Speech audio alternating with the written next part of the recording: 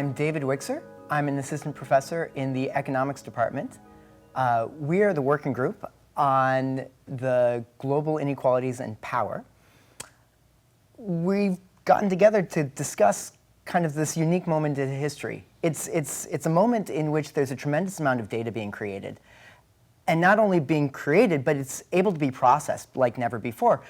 This data is showing us that inequality is expanding, but also it's shaped by forces that Stony Brook as an institution and we as academics can take part in understanding, in shaping, and in influencing. Stony Brook has recently been featured as the second best university in the country in terms of its ability to take a student from the working class, lower 20% of the income distribution, and then raise them up into the upper middle class, into the top 20% of the income distribution. And so as the lone research institution among the top 10 universities in the ability to move students across the income gradient, we should be at the forefront in both pushing our students forward, but also understanding what's happening to them. We should be understanding not just how we affect them, but also what's happening to them in the future in the labor market. As a working group, we've kind of discussed a lot about the role that we play in outreach, in education, and in research. Hi, my name is Joseph Pierce. I'm an assistant professor in the Department of Hispanic Languages and Literature. I'm also a citizen of the Cherokee Nation. And one of the things that has been a sort of theme throughout our discussions is not simply whether or not at Stony Brook University we can point out why income disparities and power disparities exist, but what is our responsibility as a public institution to address and ameliorate some of those inequalities. As a working group, we have an ethical obligation, right? We have commitments to communities both here on Long Island and in the New York metro area and across the globe. So it's not just a matter of pointing out how we got to be where we are now, but rather providing a roadmap that takes into consideration all of the long history that has brought us to this point in providing a roadmap for the future. I'm Iike Kim from the Department of English and Asian American Studies. We as a working group are very interested in thinking about this idea of not only celebrating our discussion and examination of global inequalities and power within campus. We are interested in thinking about how we do outreach not only on Long Island, but also to the greater metropolitan New York region, but also global communities.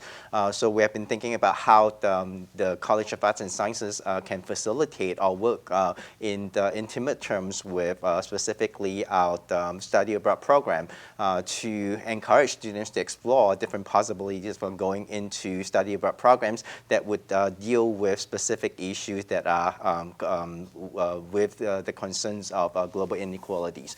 So we have that in mind, and we hope that College of Arts and Sciences will be able to find ways, innovative ways through the discussion that we have and the proposal that we put together. And we're interested in looking at how we can explore this further. So I pass this to Abena. Hello, I am Abena Asare. I'm an associate professor in the Department of Africana Studies. One of the things that we were talking about in our group in terms of looking at how we can assess our benchmarks, right? Make sure that we are being successful is first of all to take stock of all of the good work which is being done throughout the different parts of the campus, within the different departments, as well as all of the centers. There are so many researchers, professors, students, staff who are involved in this work around global inequalities and power. But it takes time and resources to actually get a lay of the land know what is occurring and how that work can be strengthened. And as we take that lay of the land, we have to think creatively about making sure that we include all of the stakeholders. How do we make sure that student activists have a role in actually being able to have their perspectives brought into it? How do we make sure that different organizations, which are in Long Island, also have a say in how we are addressing all of these issues? So one of the things that we talked about as a really important metric was really thinking creatively about bringing different voices into the conversation and making sure that when we include those voices, we listen to them and have a sense of equity and a real long-term commitment in how we address these issues. Hello, I am Nancy Hiemstra from the Department of Women's, Gender, and Sexuality Studies. And I'm Gallya Lahav from Political Science. And I'm Sophie Reynard-Leroy from Cultural Studies and Comparative Literature. And in our rapidly globalizing world, the global migration of people and ideas is an ever-present reality, constantly shaping daily lives and experiences around the world in critical ways. And what we've really concluded is by extending its investment in themes of migration, Stony Brook University will remain relevant, better prepare our students for contributing to the world outside the university, attract and retain skilled faculty and support cutting-edge research, contribute to important policy decisions at the local, state, and national level, open new opportunities for critical engagement with the local community, and also engender multiple broader societal impacts. Short-term proposals include creating a hub for migration studies with existing faculty. And seed grants to fund more research and teaching. And then what we really hope will come to pass in 3 to 5 years would be the creation of a Stony Brook Institute or Center for the study of migration and mobility. For students, increasing the understanding of global migration does a lot to broaden their world vision, increase their awareness of current events. It increases their employability in multinational corporations, in different organizations, and also we just have a tremendous diversity among our students at Stony Brook University. Faculty that we spoke with were very excited about the opportunity of increasing the study of migration and mobility. Thinking about the scholarship already going on at Stony Brook, we already have tons of interdisciplinary research going on throughout the university. Just from casual conversations, there are scholars in at least 17 different departments already working on migration, either as a focus or their research touching on it in some way. There are a very rich set of existing resources that we have to draw on at Stony Brook. Again, the faculty, existing programs and courses. There are already various centers. The Humanities Institute, the Center for the Study of Inequality, Social Justice and Policy, Center for Italian Studies, Center for Hellenic Studies, Latin American and Caribbean Studies, different programs, Asian and Asian American Studies, Africana Studies, many different Hispanic Languages and Literature that already touch upon migration regularly. New hires that really focus on increasing interdisciplinarity and collaboration, so key hires in departments throughout the college. And ultimately, we really would like to see a center that would come to fruition, like an actual physical place that would be a center for faculty, for postdoctoral fellowships, for activities and events, for conferences. Hi, my name's Craig Evinger. I'm here representing the Global Health Disparities Work Group, which is composed of Nick Eaton, Katie Fallon, Juan Pantano, and Shobana Shokar, and myself. There's a large group of global health people on campus, and we need to start putting that group together. There's a large group of international people, both as students and faculty, that can help create global social connectedness.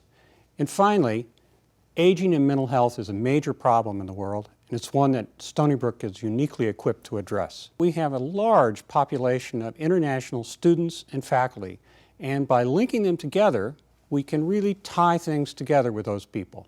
So, for example, we thought one thing that would help in terms of local, metro area being local, we could create student externships We could invite members of these other organizations to campus events, symposiums, and things like that, and we could also offer faculty from Stony Brook to these other places. The other thing we thought was that we could leverage the existing network of students and faculty that we have here at Stony Brook to improve the footprint of Stony Brook globally. For example, we can provide support for international students who are here or networking. We can create an alumni network for international students, and then we could use those alumni networks to help recruit students from their home countries to come to Stony Brook. And finally, we need to develop international training programs to link all these things together. So, for example, we could have study abroad for health-related issues for Stony Brook students, and more importantly, create study abroad areas for students internationally to come to Stony Brook to study. And to maintain the momentum of this, we thought that it was important that we continue pushing undergraduate research in these areas, so hopefully we can keep this momentum going. The United Nations says by 2050, we're going to have doubled the population of people over 60, and by 2100, we're going to have tripled it. And with aging comes neurodegeneration and dementia. And the key to all this is that Alzheimer's, for example, in the US alone is going to have 14 million people by 2050. If you look at worldwide, the World Health Organization estimates there are going to be over 130 million people with dementia by the year 2050. Now think of the enormous costs, both financial, emotional, and social costs. And Stony Brook is in a unique place to start dealing with some of these issues. And the reason is because we have a large group of people working independently on various issues involved with aging and neurodegeneration.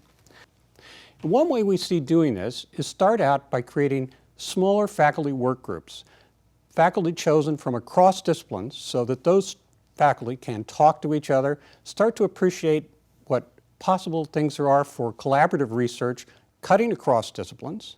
And the second goal of those working groups would be to create a situation where we can have a symposium at the end of the first year of this initiative, which would be both speakers and posters, that sort of thing. But the key would be so that all the faculty at Stony Brook could get some idea of the breadth of research that's involved in aging and neurodegeneration, and hopefully get linked together trying to create collaborative research programs. And to facilitate those collaborative research programs, we propose creating small seed grants that we give to new collaborative groups, and that would allow them to collect the preliminary data they need to apply for larger federal grants. That's the other aspect of this. Creating an umbrella group like this really opens us up for funding opportunities. So, for example, the National Institute of Aging at the National Institute of Health is very heavily involved in supporting all this kind of aging research, and the preliminary data collected is something that can be used for that. I think that this is a really exciting proposal. It's important, and Stony Brook is in a unique position to take this proposal on. Thank you very much for your time.